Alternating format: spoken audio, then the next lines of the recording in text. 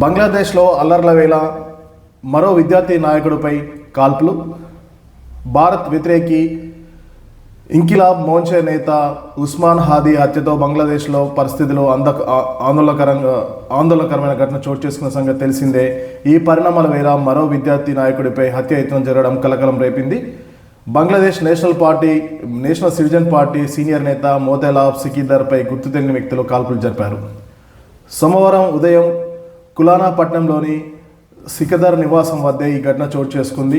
ఈ ఘటనలో సికిదర్ తలలోకి బుల్లెట్ దూసుకుపోయినట్టు దీంతో అతడు తీవ్రంగా గాయపడినట్టు తెలుస్తుంది.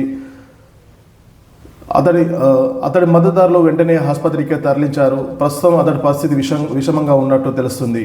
వచ్చే ఏడాది జరిగే ఎన్నికలకు నేషనల్ సిటిజన్ పార్టీ సిద్ధమవుతున్న వేళ ఈ ఘటన చేసుకోవడం గమనార్హం. ఇదిలా ఉండగా డిసెంబర్ 12న ఉస్మాన్ హాదీ ఎన్నికల ప్రచారంలో ఉన్నప్పుడు దుండగులు అతడిపై దాడి చేసిన సంగతి తెలిసిందే.